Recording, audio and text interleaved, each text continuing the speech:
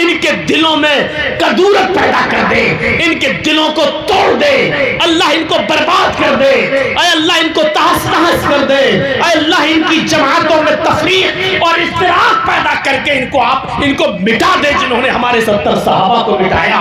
एक नहीं, 2 नमाजों में नहीं, 5 नमाजों में नहीं, 1 दिन नहीं, 2 दिन नहीं।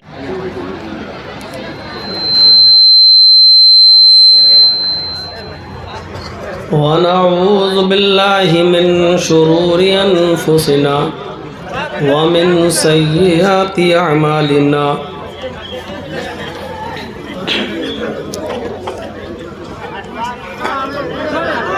मन यहदिहिल्लाहु फला मुज़िल्ल लहु व मन युज़लिल्हु फला हादिय लहु।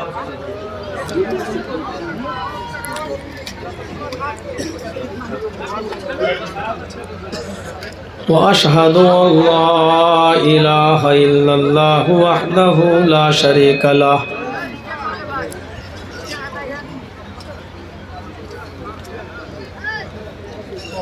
व अशहदु अन्न मुहम्मदन अब्दुहु व रसूलुहु।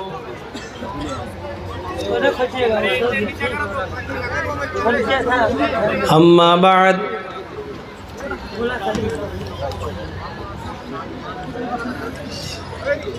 फ़इन्न खैरल हदीस किताबुल्लाह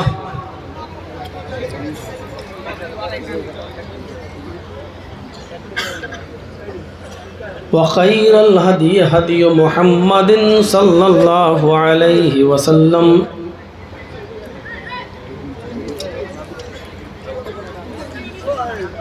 व शर्रुल उमूरि मुहदसातुहा व कुल्लु मुहदसतिन बिदअह व कुल्लु बिदअतिन ज़लालह व कुल्लु ज़लालतिन फिन्नार।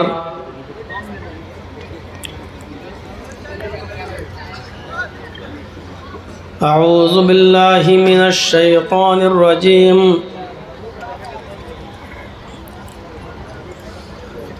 बिस्मिल्लाहिर रहमानिर रहीम।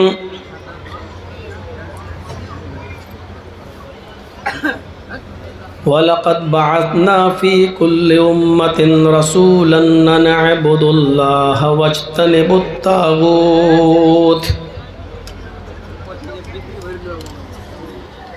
वक़ाल तआला वलिकुल्लि क़ौमिन हाद।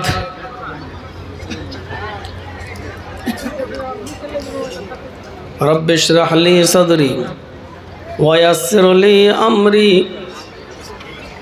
वहलुल उक़दतम मिन लिसानी यफ़क़हू क़ौली।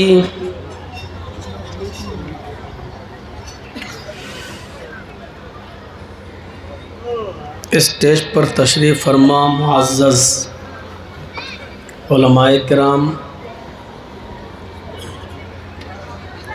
इदारे के ज़िम्मेदारान और आपके इस इलाक़े के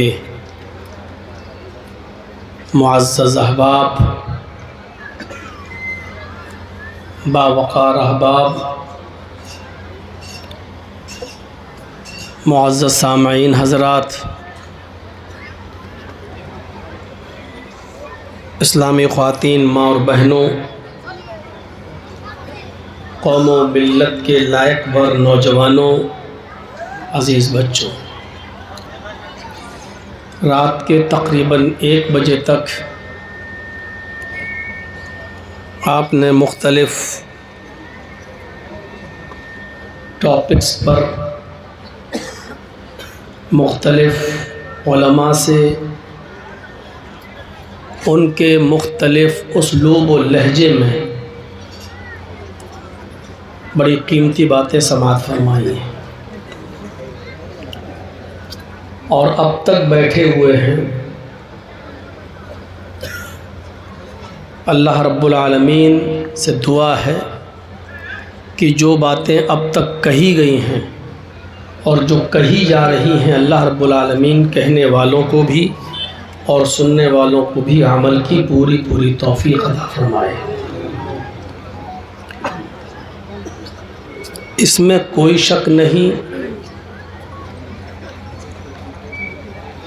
कि आदम अलैहिस्सलातु वस्सलाम से लेकर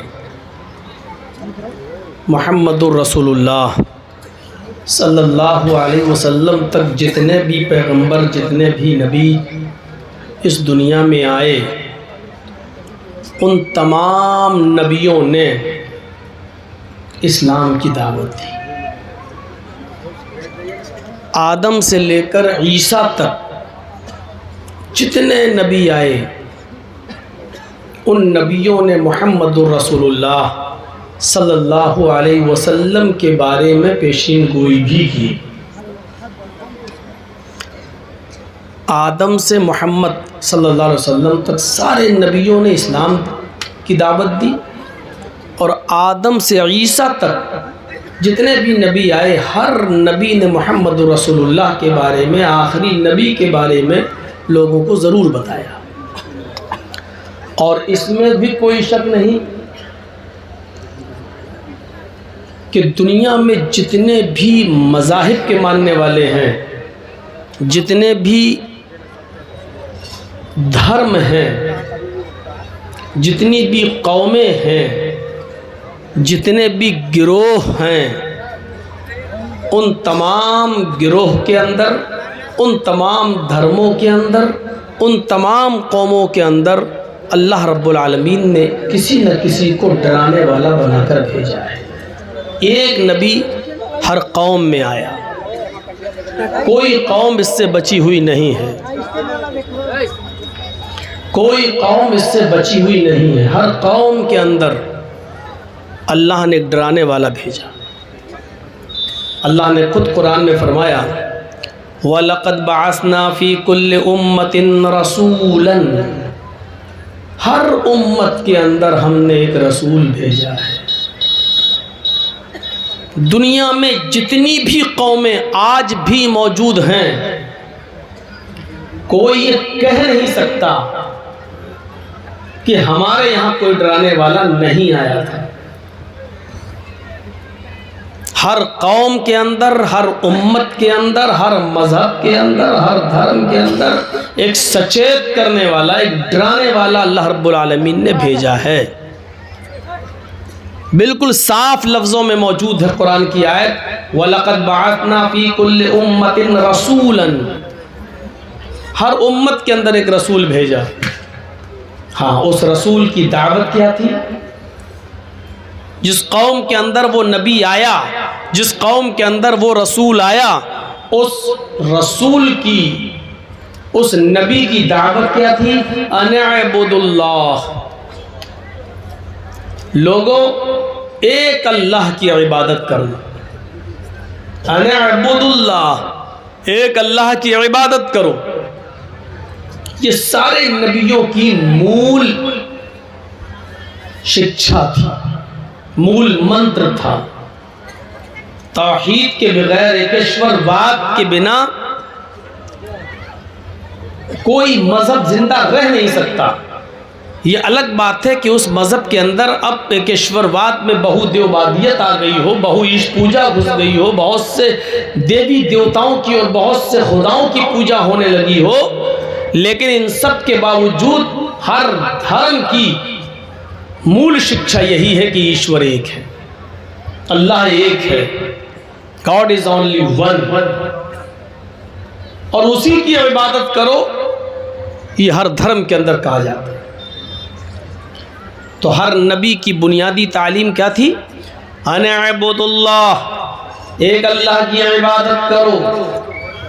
वज्तनिबुत तागूत, और तागूत की पूजा से, तागूत की इबादत से बचो।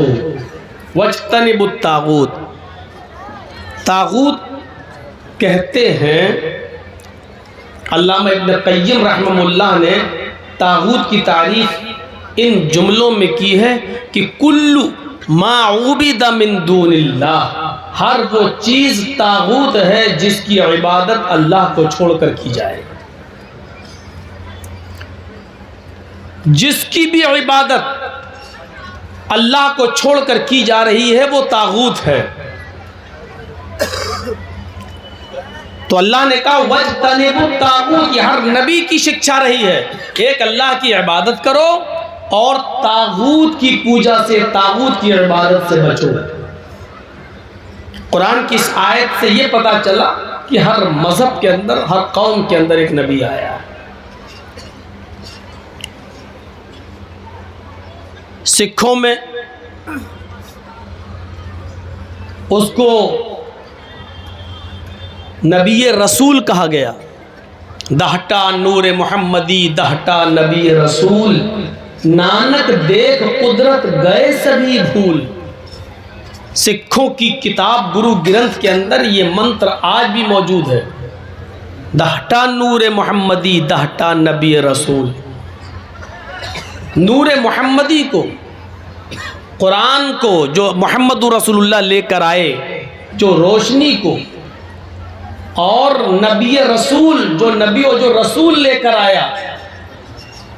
नानक देख कुदरत गए सभी सब भूल। नानक ने जब ये सब चीज़ें पढ़ी और देखी और समझी तो नानक सब कुछ भूल गए। यानी कुरान के बाद अब किसी और किताब की कोई ज़रूरत उन्होंने महसूस नहीं किया। देख नानक कुदरत गए सभी भूल।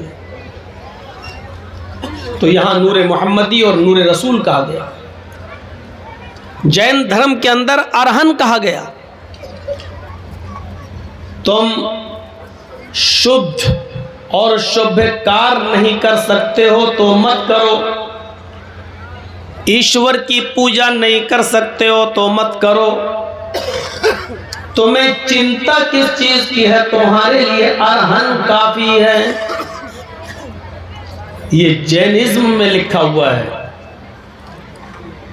महावीर जी ने कहा तुम्हें चिंता किस चीज की है, तुम्हारे लिए अरहन काफी है। यानी एक अल्लाह की इबादत नहीं कर सकते मत करो, अच्छे काम नहीं कर सकते हो मत करो, फिर भी कोई बात नहीं, चिंता किस चीज की है, तुम्हारे लिए अरहन काफी है। अरहन का माना होता पक्षदाता, हिमायत करने वाला। आप लोग अगर ये चाहते हैं कि आपका जलसा सुकून के साथ हो तो इन सब चैनल वालों को हटवा दो।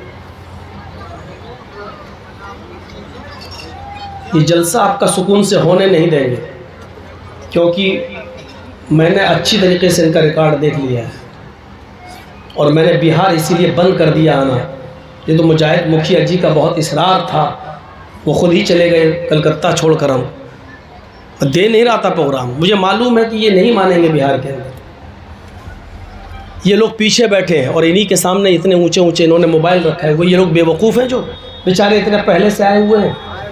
आप बताइए क्या ये लोग बेवकूफ़ हैं जो यहाँ बैठे हुए हैं? इतना ऊंचा ऊंचा आपको तो मीनार की तरह ये लगाएंगे, वो लोग बेचारे कैसे देखेंगे?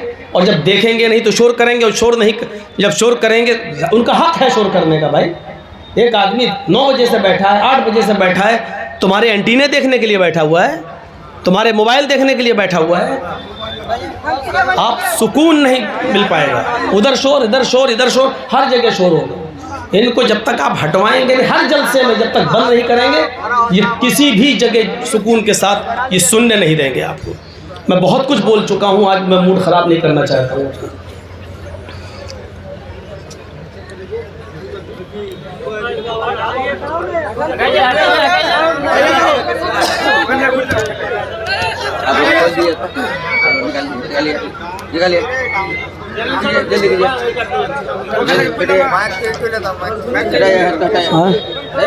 ये सब पहले का काम है। अब आप हम हटवाएंगे इनको, ये सब पहले से लगा के।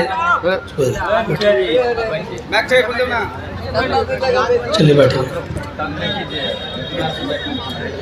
तो अरहन का माना होता है पक्षदाता, शिफाअत करने वाला। तुम्हारे लिए अरहन काफ़ी है, मतलब शिफाअत करने वाला काफ़ी है। हम लोगों में भी ये बात कही जाती है, हदीस से ये साबित है कि क़यामत के दिन अल्लाह के नबी सल्लल्लाहु अलैहि वसल्लम गुनाहगार लोगों की सिफारिश करेंगे। शिफाअत करेंगे। और इसीलिए नबी अकरम का एक नाम ये भी है, शफीउल मुज़नबीन, गुनाहगारों की शिफाअत करने वाले। जब बहुत से लोग परेशान होंगे, नफ्सा नफ्सी का आलम होगा, तो अल्लाह के नबी सजदे में अपना सर रख देंगे, आवाज़ आएगी, इरफा रासका या मोहम्मद, आए मोहम्मद अपना सर उठाओ, सल्लल्लाहु अलैहि वसल्लम, अपना सर उठाओ, सल मांगो, तोता जो मांगोगे तुम्हें दिया जाएगा।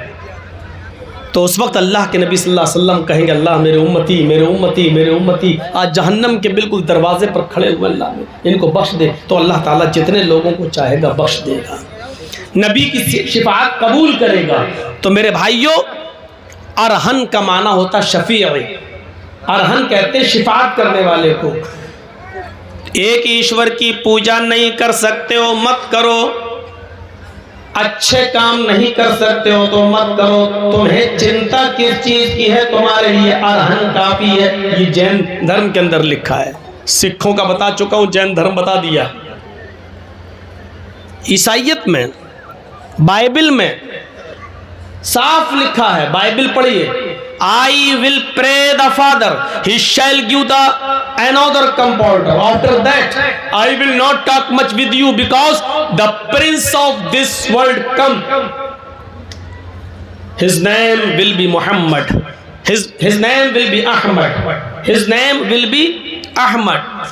I will pray the Father. मैं अपने पिता से, अपने बाप से ये प्रे करूंगा, ये दुआ करूंगा, He shall give the another comforter, कि वो तुम्हें एक दूसरा रसूल दे, वो तुम्हें एक दूसरा मार्गदर्शक दे, वो तुम्हें एक दूसरा रहबर और रहनुमा दे, वो तुम्हें एक दूसरा रास्ता दिखाने वाला दे। I will not talk much with you. अब मैं तुमसे कुछ नहीं कहूंगा। I will not talk much with you. अब मैं तुमसे कुछ और गुफ्तगू नहीं करूंगा। Because क्यों? इसलिए the Prince of this world कम, इस दुनिया का शहजादा आने वाला है, इस दुनिया का शहजादा तशरीफ लाने वाला है। जब तक मैं नहीं जाऊंगा वो नहीं आएगा, उसके आने के लिए मेरा जाना जरूरी है। His name will be Ahmed, उसका नाम अहमद होगा। ईसाइयत के अंदर भी सबूत मिलता है कि कोई ना कोई नबी आया है और ईसा अलैहिस्सलाम ने आखिरी नबी का नाम अहमद बताया। हिंदू धर्म के अंदर तो कहने की जरूरत ही नहीं है। जैन धर्म, सिख धर्म के अंदर इतना सबूत नहीं मिलेगा, ईसाई धर्म के अंदर भी इतना सबूत नहीं मिलेगा। और वो गौतम बुद्ध जो अपनी पत्नी को छोड़कर और अपने बेटे राहुल को छोड़कर सच्चाई की तलाश में जंगलों की पनाह ले लिए, अपनी बीवी और बच्चे को छोड़ गए और सच्चाई की तलाश में, हक की तलाश में जंगल में निकले और पूरी जिंदगी उन्होंने जंगलों में गुजार दी। उन्होंने भी कहा, I am not first Buddha and I am not last Buddha, but A Buddha will come after mine, his name will B Maitreya. उन्होंने भी कहा, ना मैं पहला बुद्धा हूं, ना मैं आखिरी बुद्धा हूं, ना मैं पहला रसूल हूं, ना मैं आखिरी रसूल हूं, ना मैं पहला रास्ता दिखाने वाला हूं, ना मैं आखिरी रास्ता दिखाने वाला हूं, but A Buddha will come after mine, बल्कि एक बुद्धा, एक रास्ता दिखाने वाला मेरे बाद आएगा। His name will B Maitreya, उसका नाम मैत्रेय होगा, उसका नाम रहमो करम करने वाला, यानी रहमतुल लिल आलमीन, विश्व पर रहम करने वाला, दुनिया पर रहम करने वाला, मैत्रेय, पूरे विश्व के लिए कृपालु और दयावान। इसी को कुरान ने कहा, वमा अरसलनाका इल्ला रहमतल लिल आलमीन, और हमने ऐ नबी आपको संपूर्ण जगत के लिए, सारी कायनात के लिए रहमत बनाकर भेजा है, पूरे विश्व के लिए। ये मैत्रेय का शब्द गौतम बुद्ध ने भी कहा है। इतना गौतम बुद्ध की किताबों में, बुद्धिज्म में इतना सबूत नहीं मिलेगा आखिरी नबी का, जितना सबूत हमारे हिंदू भाइयों की किताबों में। और ताज्जुब और आश्चर्य इस बात का है कि जिस धर्म के अंदर जितना ज्यादा सबूत है नबियों का, रसूलों का और आखिरी नबी का, आज उसी धर्म के मानने वाले सबसे ज्यादा आज हमें प्रताड़ित कर रहे हैं, हमारे ऊपर जुल्म और सितम के पहाड़ तोड़ रहे हैं और आखिरी नबी को पहचानने की कोशिश नहीं कर रहे हैं। हर कौम के अंदर अल्लाह ने एक डराने वाला भेजा, वलिकुल्ल कौमिन हाद, हर कौम के अंदर हमने एक डराने वाला, एक हादी भेजा, कोई शक नहीं इसमें। हमारे यहां कहा जाता है बहुत से नबी आए, कुछ लोग तो गिनती भी बता देते हैं, कमोबेश 1,24,000। हिंदू धर्म के अंदर भी 64,000 नबियों का जिक्र है। भागवत पुराण, कल्की पुराण, भविष्य पुराण, मत्स्य पुराण, शिव पुराण, ये सारे पुराणों को अगर आप पढ़ें तो आप देखेंगे भागवतों कल्की पुराण के अनुसार, इनके मुताबिक हिंदू धर्म के अंदर 64,000 ऋषि और मुनि और पैगंबरों का सबूत मिलता है। इधर 64,000, इधर बहुत सही हदीस में कोई तादाद मुतय्यन नहीं है। कहने को लोग 1,24,000 कहें, ये मान लीजिए बहुत से नबी इधर भी आए, बहुत से नबी उधर भी आए, लेकिन 24 नबियों का नाम वेदों में आया है। 24 नबियों का नाम वेदों में आया, और आप ताज्जुब करेंगे 24 ही नबियों का नाम कुरान में भी आया है। और 25वें नबी का नाम जो कुरान में आया वो मुहम्मदुर रसूलुल्लाह को जोड़कर, मुहम्मदुर रसूलुल्लाह को शामिल करके, मुहम्मदुर रसूलुल्लाह को हटा दो तो 24 रसूलों का जिक्र कुरान में आया है, और 24 रसूलों का जिक्र वेदों में भी आया है, और 25वें ऋषि को आखिरी नबी कहा गया है और उसको सबसे लास्ट में बताया गया है। यानी 25 नबियों का नाम वेदों में और 25 नबियों का नाम कुरान में, लेकिन आखिरी नबी जनाब मोहम्मद रसूलुल्लाह सल्लल्लाहु अलैहि वसल्लम के बारे में वेद स्पष्ट करते हैं। अथर्ववेद कांड 20 सूक्त नंबर 127 और उसका मंत्र नंबर 1, 2, 3 ये मैं पढ़ रहा हूँ।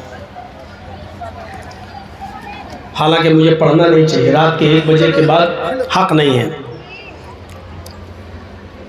इदं जनाओ श्रुतो नराशंसिस्तश्विष्यते षष्टिं सहस्रा नवीतं च कौरम अरुष्मेधु दद्महे उष्ट्रायस्य पर्वाह्यो बधूमन्तो द्युदशा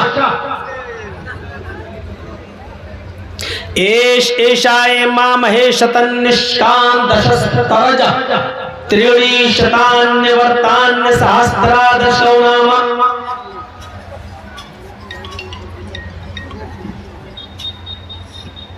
ये मंत्र हैं। इन मंत्रों के बाद किसी भी पंडित को और किसी भी हिंदू को कुछ सोचने की जरूरत ही नहीं है। किताब तुम्हारी,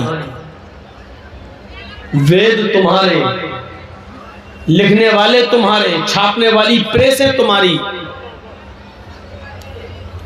कागज तुम्हारा, स्याही तुम्हारी, कलम तुम्हारा, प्रेस तुम्हारे जहां से छपी है ये किताबें, लेकिन अफसोस ये है कि बताने वाले पंडित तुम्हारे नहीं। एक एक शब्द की मीनिंग पर गौर करो। इदम अय जना लोगो, इदम जना अय लोगो, जैसे हम लोग पढ़ते हैं या अय्युहन्नास अय लोगो। कुरान करीम में जैसे कहा गया या अय्युहन्नास अय लोगो, है इंसानों, बिल्कुल वही चीज। इदम जना, इदम हर्फ निदा, अय जना जनता, लोगो, इदम जना हाय मानव जाति, हाय लोगो, हाय इंसानों, उपश्रुत ध्यान पूर्वक सुनो, उपश्रुत, उप मानी नीचे, श्रुत मानी कान, कानों के नीचे सुनो। क्या मतलब? कभी कभी बोला जाता ना लगाएंगे कान के नीचे, तो कान के नीचे लगाने का मतलब क्या है?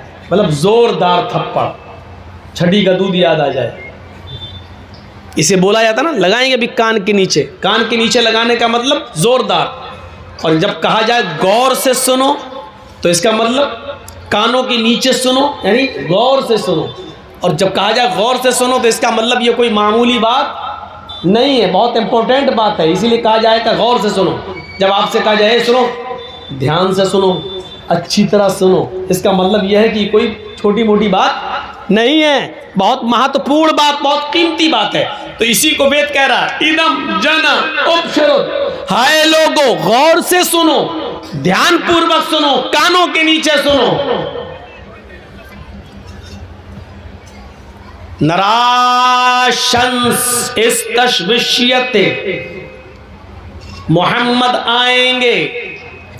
अब आप कहो मौलाना साहब ये मोहम्मद कहाँ से कह दिया आपने, मोहम्मद तो आया है नहीं संस्कृत में, यकीनन नहीं आया। लेकिन नराशंस की मीनिंग क्या करेंगे आप, नराशंस का तर्जमा क्या करेंगे आप? नर के माना इंसान, मनुष्य, नर, कभी कभी बोलते नारायण, क्या मतलब होता है? राम नारायण। नर के माना इंसान, आयन मनी आने वाला, आने वाला इंसान। तो नर के माना इंसान, मनुष्य, और नर आशंस, आशंस के माना जिसकी बहुत प्रशंसा की जाए, आशंस के माना जिसकी बहुत तारीफ की जाए। नर आशंस, ऐसा मनुष्य, ऐसा इंसान जिसकी बहुत ज्यादा तारीफ की गई हो, जिसकी बहुत ज्यादा प्रशंसा की जाए, जिसका नाम सबसे ज्यादा लिया जाए। नर आशंस को अरबी में आप क्या कहेंगे? मोहम्मद। हम्मद युहम्मिदु, तारीफ करना, मुहम्मिद तारीफ करने वाला, और मोहम्मद जिसकी बहुत तारीफ की गई हो। मुहम्मिद इसमें फाइल, तारीफ करने वाला, और इसी को ऑब्जेक्ट मफूल जब आप इस्तेमाल करेंगे तो क्या होगा? मोहम्मद जिसकी तारीफ बहुत की गई हो, ऐसा इंसान जिसका नाम सबसे ज्यादा लिया गया हो।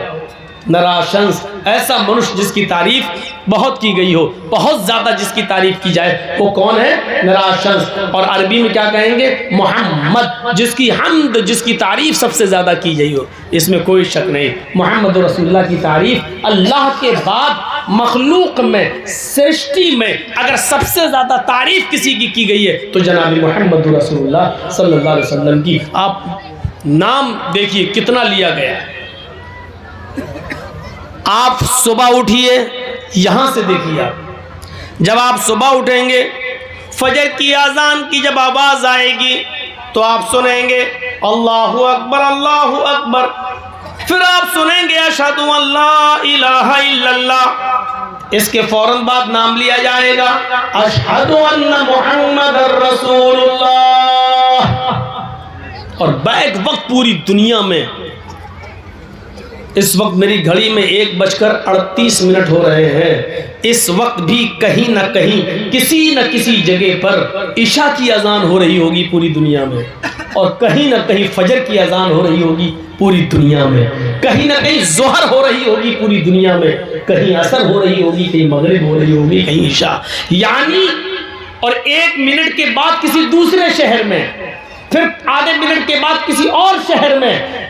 एनसाइक्लोपीडिया ब्रिटानिका का क्रिश्चियन राइटर लिखता है 1 सेकंड भी ऐसा नहीं जाता 24 घंटे में, 24 घंटे में 1 सेकंड भी ऐसा नहीं जाता जिस सेकंड में मोहम्मद रसूलुल्लाह का नाम न लिया जा रहा हो, कहीं ना कहीं दुनिया के किसी न किसी कोने में। तो बताइए सबसे ज्यादा तारीफ किसकी हो रही है?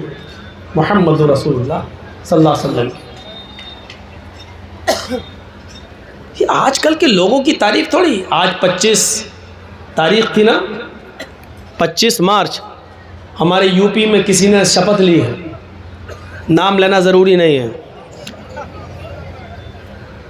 15 दिन क्यों लग गए शपथ लेने में, उस तरफ हम नहीं जाएंगे।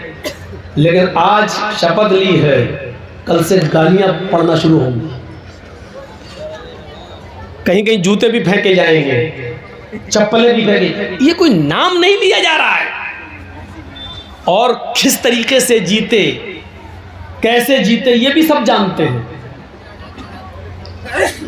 किस तरीके से जिताया गया ये भी सबको मालूम है। किन लोगों ने हेल्प की वो भी सबको मालूम है। मुसलमान बेचारे खौफ ज़दा हैं, अब क्या होगा, अब क्या होगा। कुछ नहीं होगा। एक बात आप जहन से निकाल दीजिए कि लोग कहते हैं कि बीजेपी आएगी तो मुसलमान मिट जाएगा, बर्बाद हो जाएगा, ये ख़त्म कर देगी मुसलमानों को। ये बात जहन में बिठा लीजिए, बीजेपी मुसलमानों को कभी बर्बाद नहीं करेगी, कभी मिटाएगी नहीं, क्योंकि इनकी कुर्सी मुसलमानों ही की वजह से बची हुई है। मुसलमान मिटे तो ये भी नहीं रहेंगे, इसलिए जहन में रखिएगा, ये हमें और आपको बाकी रखेंगे, क्योंकि इनको हमें और आपको ही गाली दे देकर कुर्सियों पर आना है।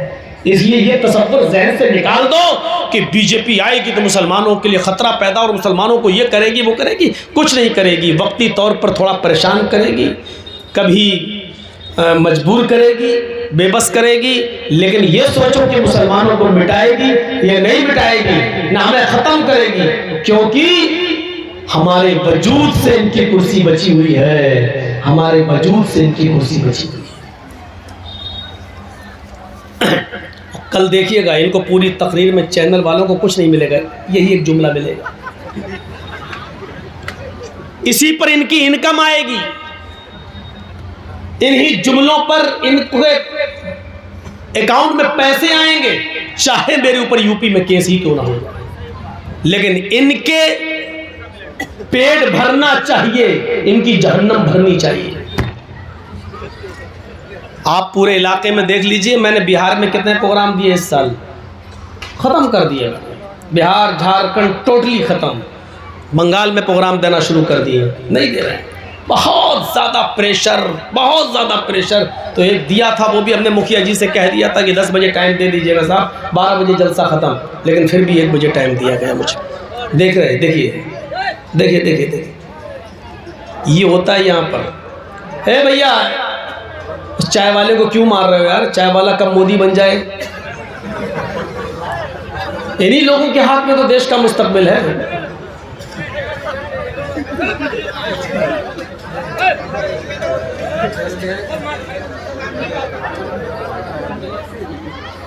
हे भैया, ये जरूर बुलडोजर बाबा बनेगा ये। अरे कोई ऐसा आदमी नहीं है कि इन दोनों को बाहर कर दे यार, ये हाल है जलसे में।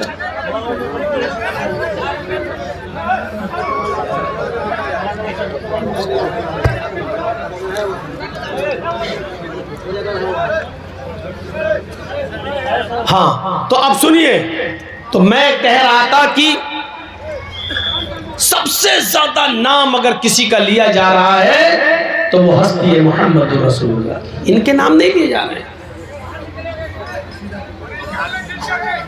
नाम वो है जो आज भी लिया जा रहा है और क़यामत की सुबह तक भी लिया जाएगा। किसका? मोहम्मद रसूलुल्लाह सल्लल्लाहु अलैहि वसल्लम का। 1400 साल से ज्यादा का जमाना गुजर चुका है, 1400 साल का से ज्यादा का जमाना गुजर चुका है। 1400 साल पहले भी उसका नाम लिया जाता था, 1400 साल के बाद भी उसका नाम लिया जा रहा है, और क़यामत की सुबह तक मोहम्मदुर रसूलुल्लाह की हुकूमत पूरी दुनिया के मुसलमानों के दिलों पर क़यामत की सुबह तक चलती रहेगी। कहो इंशाअल्लाह। ऐसा हुक्मरान आज तक देखने को नहीं मिला होगा, ऐसा हुक्मरान। नीतीश की गवर्नमेंट ने शराब बंदी पर बंदी की, क्या बिहार में शराब रुक गई? आज तो मेरी भी अटैची चेक हो गई। जब ट्रेन में हम बैठे और लखनऊ से चले अरुणाचल एक्सप्रेस से, और जैसे ही बिहार में जब हमारी गाड़ी घुसी तो पुलिस घुस गई, सबके बैग बैग तलाश करने लगे। तो ये अटैची किसकी है? मैंने कहा जी मेरी है। का खोल के दिखाओ। मैंने कहा क्यों, क्या हो रहा? करे आपको पता नहीं है मुल्ला जी? वो नहीं जानता था कि हम मौलाना है। अरे आपको नहीं मालूम है मुल्ला जी, बिहार के अंदर बहुत शराब आ रही है। तो हमने कहा यार आपको मैं ऐसा दिख रहा हूँ? कह रहे कुछ नहीं, ऐसे लोग तो और ज़्यादा लाते होंगे। चलो लोग समझते होंगे कि मौलाना आदमी मुल्ला आदमी, क्या खोल के दिखाओ। मैंने कहा कुछ नहीं है। तो फिर आप डरते हो, खोल के दिखा दो। मैंने कहा चलो खोल के दिखाया, कहने सॉरी साहब चलो। ये हाल है। आज पाबंदी लगने के बावजूद भी शराब बंद नहीं हुई। याद करिए उस फैसले को जब मोहम्मद रसूलुल्लाह सल्लल्लाहु अलैहि वसल्लम ने ऐलान किया मदीने की बस्ती में, इन्नमल खमरु वल मैसिरु वल अंसाबु वल अज़लामु रिज्सुम मिन अमलि शैतान फज्तनिबूहु लअल्लकुम तुफ्लिहून। आए मुसलमानों, आज कुल्ली तौर पर अल्लाह ताला ने तुम्हारे ऊपर शराब को, जुए को कुल्ली तौर पर तुम्हारे लिए हराम कर दिया है। आज के बाद शराब का एक कतरा और एक बूंद भी तुम नहीं पी सकते। शराब मुख्तलिफ मरहलों में बंद हुई। शुरू में अल्लाह के रसूल ने, लोगों ने बहुत कहा बंद कर दो, हराम कर दो। आपने कहा नहीं, लोग दिलदादा बने हैं, कैसे माने। नहीं, कोई सहाबी नमाज पढ़ा रहे हैं और नमाज पढ़ाने की हालत में शराब के नशे में और कुरान की आयत गलत पढ़ रहे हैं। कुल या अय्युहल काफिरून ला अअबुदु मा तअबुदून की जगह वो पढ़ रहे हैं कुल या अय्युहल काफिरून नहनु नअबुदु मा तअबुदून। आए मोहम्मद सल्लल्लाहु अलैहि वसल्लम कहे तो क्या है काफिरों, ला अअबुदु मा तअबुदून, मैं उन देवी देवताओं की, खुदाओं की पूजा नहीं करता जिनकी तुम करते हो। लेकिन वो सहाबी क्या पढ़ रहे हैं, नहनु नअबुदु मा तअबुदून, मैं भी उनकी पूजा करता हूं जिनकी तुम करते हो, हम भी उनकी इबादत करते हैं जिनकी तुम करते हो। जब सहाबी ने ये पढ़ा, इधर नमाज पढ़ाकर फारिग हुए, उधर मोहम्मद रसूलुल्लाह पर कुरान की आयत नाजिल होती है,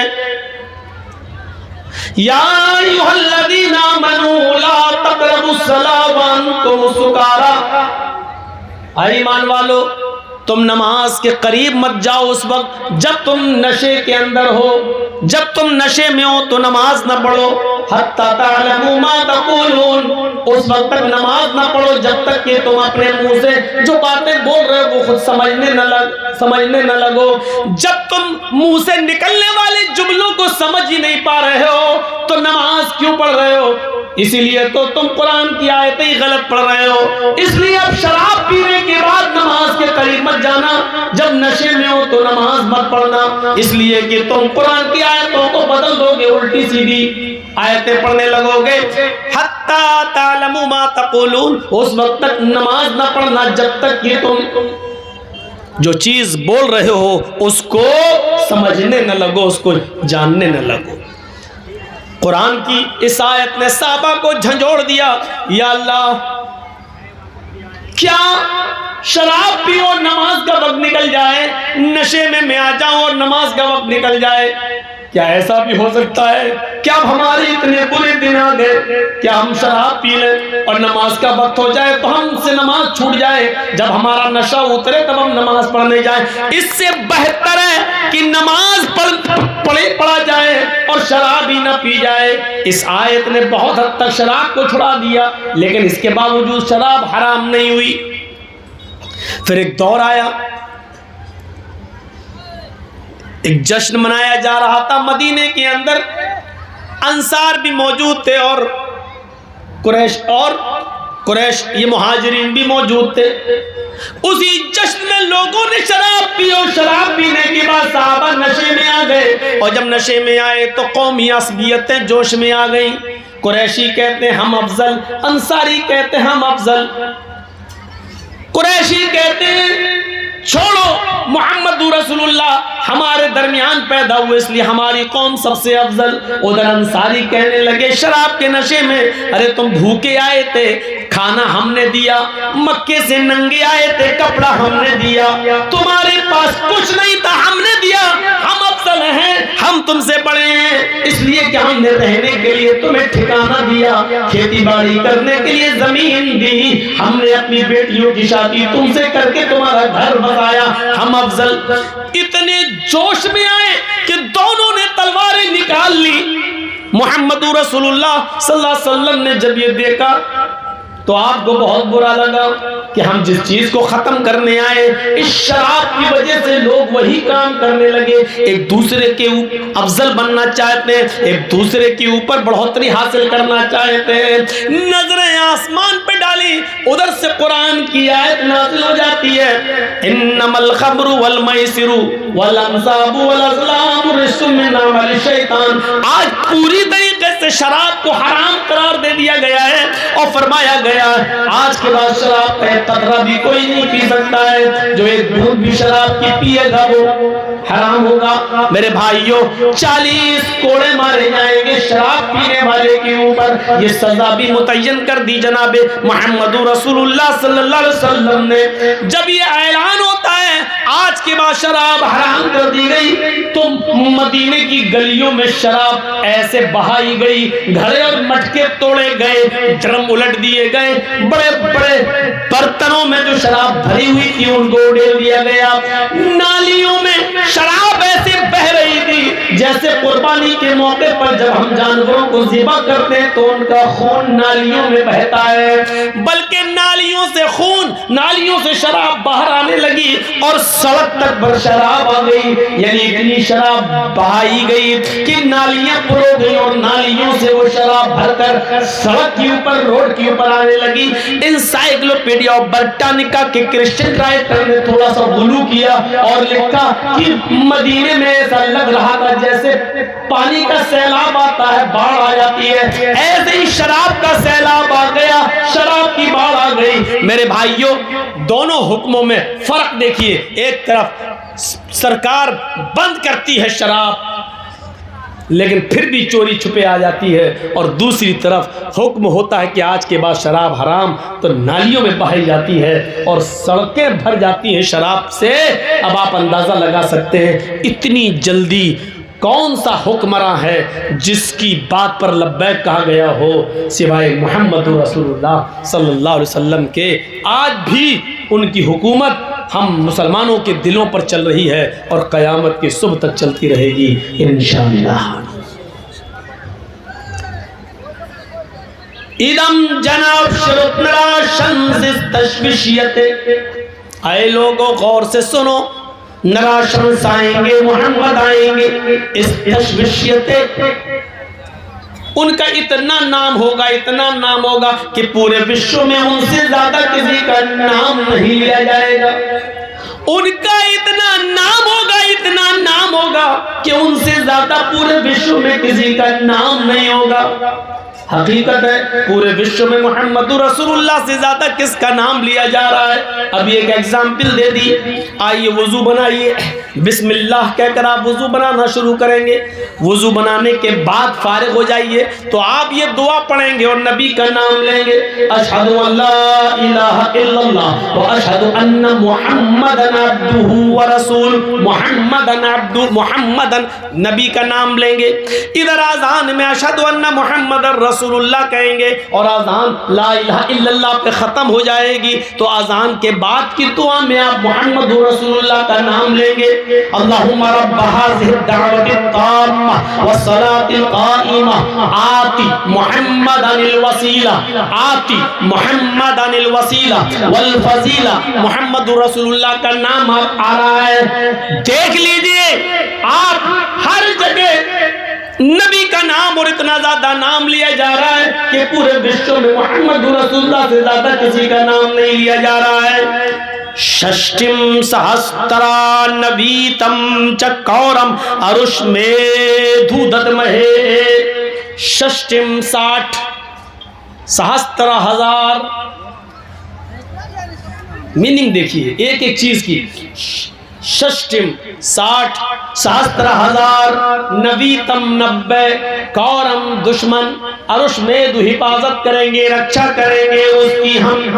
षष्टिम सहस्त्र नवीतम चकौरम अरुष्मेधु दद्महे, हम उस कल्कि की, उस नराशंस की, उस मोहम्मद की 60,000 90 दुश्मनों से हिफाजत करेंगे। 60,000 90 दुश्मन किसके थे? ये किताब इनकी है और पढ़ रहे हैं हम। गौर कीजिए आप, तुम्हें बताने वाला तुम्हारा कोई नहीं मिला। 60,090 दुश्मन। जरा गौर कीजिए किसके थे। महाभारत की लड़ाई में देख लो कितने दुश्मन थे। जब रावण सीता का अपहरण करता है और श्रीलंका ले जाता है, उस वक्त जो युद्ध हुआ उसमें कितने लोग थे। एक एक चीज पर गौर कर लीजिए और आइए हम दिखाते हैं 60,090 दुश्मन। जंगे खंदक में 10,000 काफिरों का लश्कर जो मोहम्मद रसूलुल्लाह को मारना चाहता था। और गिनते रहिएगा 10,000 जंगे खंदक में, जंगे खैबर में 10,000 जो नबी अकरम को नुकसान पहुंचाना चाहते थे दुश्मन। कितने हुए? 10 खंदक में और 10 खैबर में 20। 40,000 रूमियों का लश्कर जो मदीना में घुसकर मदीना की ईंट से ईंट बजाना चाहता था। और मोहम्मद रसूलुल्लाह 3,000 का लश्कर लेकर जब निकले तो आपने उनके दांत खट्टे कर दिए। ये 3,000 का लश्कर 40,000 रूमियों को भागने पर मजबूर कर देता है। 40,000 और उधर 20,000, कितने हुए? 60,000। ग़ज़वा तबूक में अल्लाह के रसूल सल्लल्लाहु अलैहि वसल्लम ने जिन लोगों को निकलने के लिए हुक्म दिया था उनकी तादाद थी 80। वो यहूदी थे जो इस शर्त पर रह रहे थे मदीना में कि अगर हम पर हमला होगा तो मोहम्मद रसूलुल्लाह मदद करेंगे और मोहम्मद रसूलुल्लाह पर हमला होगा तो हम यहूदी मदद करेंगे। उनकी तादाद कितनी थी? 80। और 13 वो मुनाफिक थे, 13 वो मुसलमान थे जो जंग में किसी न किसी बहाने के लिए, बहाने के तहत नहीं जा पाए ग़ज़वे तबूक में। तो 80 और 13 कितने हुए? 93। 80 और 13 93। लेकिन इन 93 लोगों में 80 तो यहूदी थे, इनसे तो कोई मतलब ही नहीं। 13 मुसलमान थे, लेकिन इनमें 10 लोग का झूठ पकड़ा गया जिनको माफ नहीं किया गया। 10 और 3 वो थे जिनकी तौबा अल्लाह रब्बुल आलमीन ने कबूल कर ली। उनमें काब इब्न मालिक रज़ी अल्लाह ताला अन्हु जैसी शख्सियतें शामिल हैं जो जो ग़ज़वा तबूक में शामिल नहीं हो सके, लेकिन अल्लाह के रसूल को सच बता दिया कि ये वजह थी। अल्लाह के नबी ने इनका बाइकाट किया। फिर उनसे कहा बीवी को छोड़ो, उन्होंने बीवी को भी घर भेज दिया। 50 दिन तक परेशान रहे। अल्लाह के नबी ने फिर कहा तुम मस्जिद भी नहीं आ सकते हो, उन्होंने मस्जिद में भी आना मना किया, लेकिन अपने घर से तौबा करते रहे, गिड़गिड़ाते रहे। और 50 दिन के बाद अल्लाह ताला ने कहा इन 3 लोगों की तौबा को अल्लाह ने कबूल कर लिया है, जाओ उनको मस्जिद में आने की इजाजत दो। तो 13 में 10 लोगों की तौबा कबूल नहीं हुई और 3 लोगों की तौबा कबूल हुई। तो 13 में से 3 निकाल देंगे जिनकी तौबा कबूल हुई, तो फिर कितने बचे? 10। और 80 मुनाफिक, 80 काफिर यहूदी, तो 80 और 10 90। 3 की तौबा कबूल हो गई, 3 को हटा दीजिए तो ये 90। और उधर कितने हो चुके थे? 60,000। 60,090 ये गिनती जो वेदों में बताई गई है, जो अथर्व वेद के अंदर बताई गई है, ये गिनती न महाभारत में फिट होती है न किसी और जंग में फिट होती है। ये गिनती टोटल के 60,090 शत्रु, 60,090 दुश्मन सिर्फ मोहम्मद रसूलुल्लाह सल्लल्लाहु अलैहि वसल्लम के थे, जिनसे अल्लाह रब्बुल आलमीन ने मोहम्मद रसूलुल्लाह की हिफाजत फरमाई। समझ में आ रहा है ना? इससे ज्यादा स्पष्ट वेद का मंत्र आपको नहीं मिलेगा। षष्टिं सहस्त्रा नवीतम चकौरम अरुष में धूदमहे हम उस कल्कि को, उस नराशंस को, उस मोहम्मद को, उस अंतिम महर्षि को 60,000 90 शत्रु से, दुश्मनों से हम उसकी हिफाजत करेंगे। 60,000 90 दुश्मनों से हम उसकी रक्षा करेंगे। ये गिनती किसकी थी? मोहम्मद रसूलुल्लाह की, दुश्मनों की। और इसके बाद वाला मंत्र द्वादश नहीं, इदम जनाब श्रुत्तनराशंसिस्तश्विष्यते षष्टिम सहस्त्र नवीतम च कौरमर्षमे धूदतमय ओस्ट्रा। ये दूसरा मंत्र अथर्ववेद कांड 20 सूक्त नंबर 127 का मंत्र नंबर 1 हो चुका। मंत्र नंबर 2 ओस्ट्रा यस्य परवाहिड़ो बधू मंतो द्युदशा, वो रेगिस्तान में ऊंट की सवारी करेगा। पहली चीज, किस जमान कहां पैदा होगा? रेगिस्तान में। देखिए अरब रेगिस्तानी इलाका है, तो आखिरी नबी कहां आएगा? रेगिस्तान में। जिसको उठ के जाना हो वो अभी चला जाए, बाद में हम नहीं जाने देंगे, चाहे यही पेशाब करना पड़े। डिस्टर्ब मत करिएगा आगे से उठ के, जिसको जाना हो अभी निकल जाओ। ओस्ट्रायस परवाहिड़ो, वो रेगिस्तान के अंदर पैदा होगा और उसकी प्रिय सवारी, उसकी प्यारी सवारी ऊँटनी होगी। अरब के अंदर प्यारी सवारी क्या थी उस जमाने में? ऊँटनी।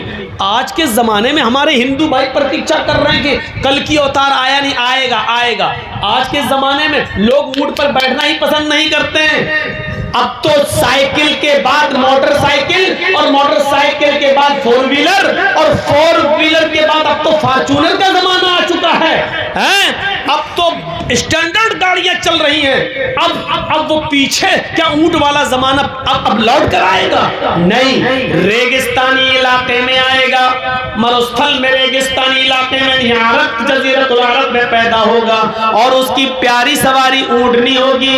अल्लाह के नबी सल्लल्लाहु अलैहि वसल्लम ऊँटनी पर सफर किया करते थे, ऊँटनी की सवारी भी किया करते थे। आपने खच्चर की भी सवारी की है, आपने गधे की भी सवारी की है, लेकिन सबसे ज्यादा सवारी आपने ऊँटनी की है। यहाँ तक कि जब आपने आखिरी खुतबा दिया, खुतबा हज्जतुल विदा, तो उस मौके पर भी आपके पास एक ऊँटनी थी जिसका नाम कस्बा था। उस कस्बा ऊँटनी पर लगाम कसी गई और उसके ऊपर आपने बैठकर 1 लाख कमोबेश 44 लाख 1 लाख कमोबेश 1,44,000 साहबा के सामने खिताब किया है। आपने खुतबा दिया है, आपने 15-20 मिनट का खुद खिताब किया है हज्जतुल विदा के मौके पर। मेरे भाइयों गौर कीजिए, उस वक्त भी आप ऊँटनी के ऊपर सवार थे और उसी पर बैठकर आपने खुतबा दिया है, उसी पर बैठकर 1,44,000 सहाबा को आपने खिताब फरमाया है।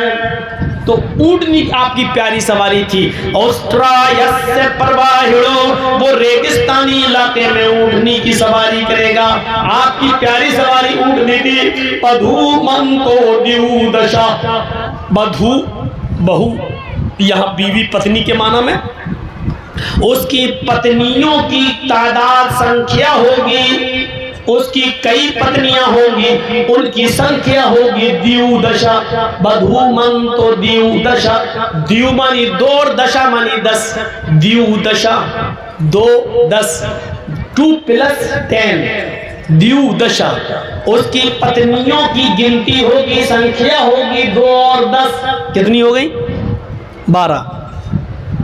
मोहम्मद रसूलुल्लाह ने 11 औरतों से निकाह किया था। आपकी जिंदगी में आपकी बीवियों की तादाद 11 थी, लेकिन मुक़ौक़िस के बादशाह ने 2 लड़कियां, 2 लौंडियां तोहफे में भेजी थी मोहम्मद रसूलुल्लाह को कि आप इनको ले लीजिए। एक का नाम था सीरीन और एक का नाम था मारिया किप्तिया।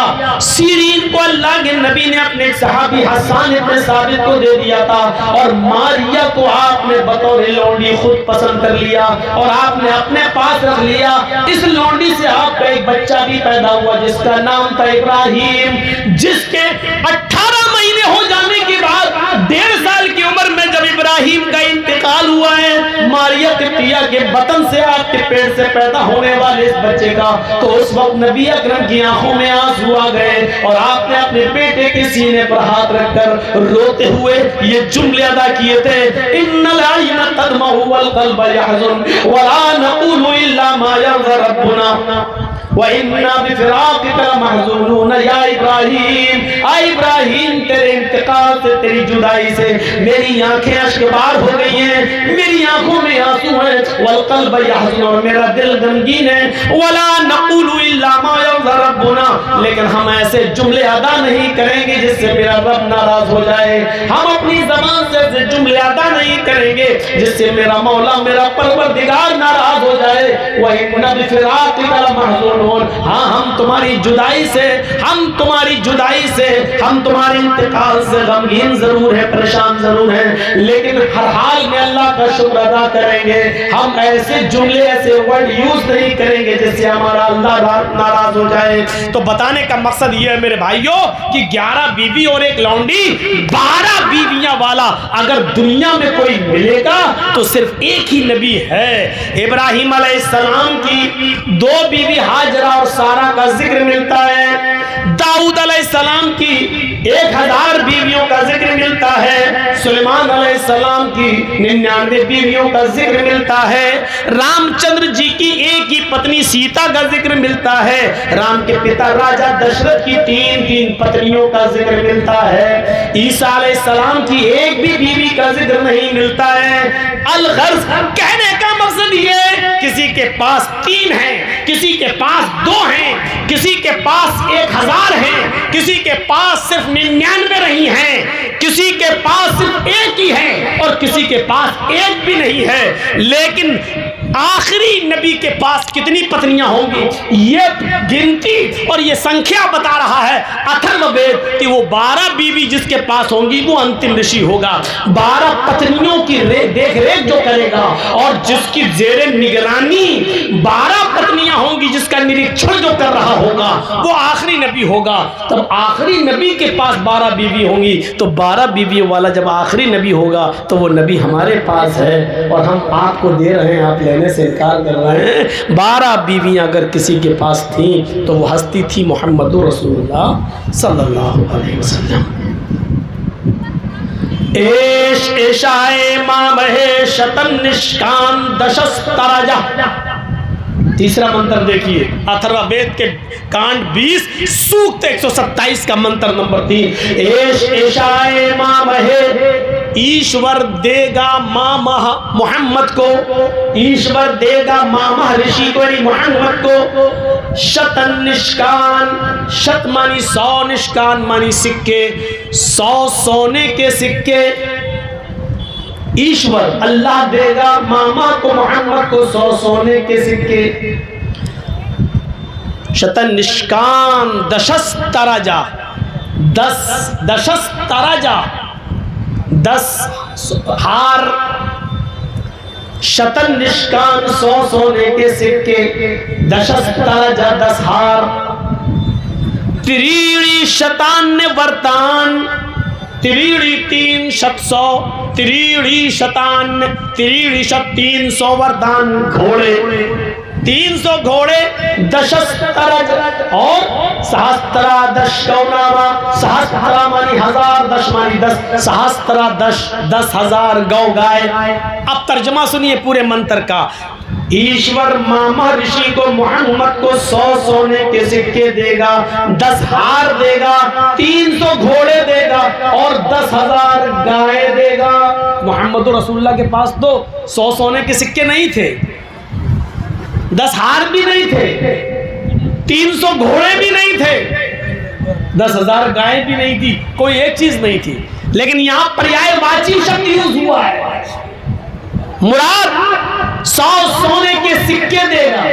सोना इतना कीमती होता है कि लोग उसको हिफाजत से रखते हैं। हमारी बीवी सोना हिफाजत से रखती है, आपकी बीवी सोना हिफाजत से रखती है, लेकिन आपका बच्चा नीट पास नहीं कर सका, लेकिन प्राइवेट मेडिकल में उसका एडमिशन होना है, लेकिन वहां 50 लाख रुपए लग रहे हैं। ऐसे मौके पर आपकी माँ, आपकी बीवी 50 लाख रुपए का सोना बेच देगी और अपने बच्चे की पढ़ाई के लिए वो पैसा वहां लगा देगी।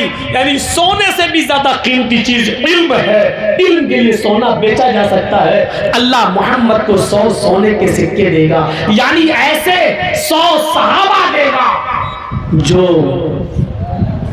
बड़े कीमती होंगे, इल्म हासिल करने वाले होंगे, यानी असहाबे सुफ़ा, जिनको अल्लाह के नबी मस्जिद नबी के बाहर चबूतरे पर पढ़ाया करते थे। और इन 100 सहाबा में से 70 सहाबा को, 70 कुर्रा को तबलीग के लिए आपने भेजा था किसी काफिर की बस्ती में, उन लोगों की दावत पर। लेकिन उन लोगों ने धोखा देकर बुलाया और पहाड़ी के दामन में छिपे थे। जब ये 70 सहाबा उस पहाड़ी के पास से गुजर रहे थे, इन 70 सहाबा को शहीद कर दिया गया, इनको कत्ल कर दिया गया। इन 70 सहाबा जिनको बड़ी मेहनत से पढ़ाया था, जिनको कुरान का इल्म अल्लाह के नबी ने दिया था और सिखाया था, जब आपको पता चलता है कि 70 सहाबा शहीद कर दिए गए, तो अल्लाह के रसूल को इसका सदमा इतना ज्यादा हुआ कि अल्लाह के नबी सल्लल्लाहु अलैहि वसल्लम ने मुस्तकिल 1 महीने तक आपने नमाजों के अंदर कुनूते नाज़िला पढ़ी। फजर में भी, ज़ोहर में भी, असर में भी, मगरिब में भी, इशा में भी, रुकू के बाद हाथ उठाकर कुनूते नाज़िला पढ़ी। और इन 70 सहाबा को शहीद करने वाले काफिरों के लिए उसमें बद्दुआया जुमले अदा किए। शत्तुर शमलहुम दम्मिर दियारहुम फर्रिक जमाअहुम जैसे जुमले इस कुनूते नाज़िला में इस्तेमाल किए गए। अल्लाह इनके दिलों में कदूरत पैदा कर दे, इनके दिलों को तोड़ दे, अल्लाह इनको बर्बाद कर दे, अल्लाह इनको तहस-नहस कर दे, अल्लाह इनकी जमातों में तफरीक और इख्तिलाफ पैदा करके इनको मिटा दे, जिन्होंने हमारे 70 सहाबा को मिटाया। 1 नहीं, 2 नमाजों में नहीं, 5 नमाजों में नहीं, 1 दिन नहीं, 2 दिन नहीं, बल्कि पूरा 1 महीने तक अल्लाह के रसूल ने इन 70 सहाबा को बद्दुआ, मारने वाले और शहीद करने वालों को अल्लाह के रसूल ने बद्दुआ दी है और नमाजों के बाद कुनूते नाज़िला में बद्दुआ दी है और उनकी बर्बादी की दुआ की अल्लाह के नबी सल्लल्लाहु अलैहि वसल्लम ने। इससे पता चलता है कि एक इल्म वाले इंसान को मारना, उसको कत्ल करना कितना बड़ा जुर्म है कि अल्लाह के रसूल ने कभी किसी के लिए बद्दुआ न की हो, लेकिन आलिम को कत्ल किया। उन 70 सहाबा जो कुर्रा थे, जिनका लक़ब कुर्रा था, जिनको कारी कहा जाता था, जब उनको कत्ल किया गया तो अल्लाह के रसूल ने 1 महीने तक उनके लिए बद्दुआ की। इन मदरसों के पढ़ने वाले बच्चों की कदर करो, पढ़ाने वाले मदरसे में असातिज़ा की कदर करो। कितना बुरा लगता है जब किसी मस्जिद या मदरसे का सेक्रेटरी जब एक ऐलान निकालता है कि हमारे मदरसे में एक आलिम की ज़रूरत है, बासलाहियत आलिम हो, 4वीं 5वीं जमात तक, 6ठी जमात तक पढ़ा लेता हो और उसकी तनख्वाह हस्बे इस्तिताअत दी जाएगी, उसकी सलाहियत के एतबार से दी जाएगी। 5,000 से लेकर 12,000 रुपये तक उसकी तनख्वाह होगी। ज़रा तसव्वुर कीजिए, एक आलिम की हस्बे लियाकत, हस्बे इस्तिताअत, हस्बे काबिलियत तनख्वाह का मयार ये है कि वो 12,000 से ज़्यादा नहीं पा सकता है, 5,000 भी पा सकता है, 6,000 भी पा सकता है, लेकिन 12,000 से ऊपर नहीं। यानी जो बहुत काबिल हो उसकी तनख्वाह 12,000 पे आके टिक जाती है। मेरे भाइयों, अगर ये आलिम मस्जिद के मिंबर पे खड़े होकर अगर ये दुआ दे दे और कहे कि अल्लाह जितनी तनख्वाह मेरी है उतनी तनख्वाह इस मस्जिद के मुतवल्ली, उतनी इनकम इस मस्जिद के मुतवल्ली की कर दे, तो आपके मुंह से आमीन नहीं निकलेगी। अगर वो ये दुआ करने लगे कि मस्जिद के मिंबर पर की जितनी तनख्वाह मेरी 1 महीने के अल्लाह उतनी इनकम इस गांव के प्रधान की कर दे तो आमीन नहीं निकलेगी आपके मुंह से, क्योंकि आप जानते हैं कि 5,000 में 6,000 में कुछ नहीं होगा, 12,000 में कुछ नहीं होगा। इससे ज्यादा का तो पेट्रोल एक महीने में आप अपनी गाड़ी का फूंक डालते होंगे, फिर भी बेचारे मदरसों में पढ़ा रहे हैं। इनकी कद्र करो कि अल्लाह रब्बुल आलमीन के पैसों में कैसी बरकत दे रहा है।